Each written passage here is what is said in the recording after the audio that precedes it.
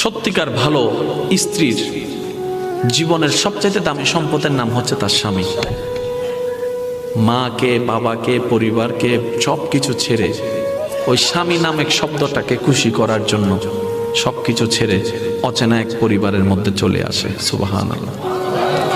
আসে তো আসে, খুব অবাক লাগে, এবার মানাইও নেই, একদম ম্যাচিং হয়ে যায়।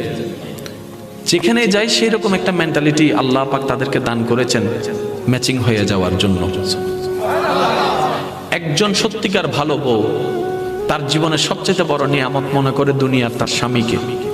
কারণ সবাই তার সাথে বেঈমানি করবে, আমার স্বামী কখনো আমার সাথে বেঈমানি করবে না।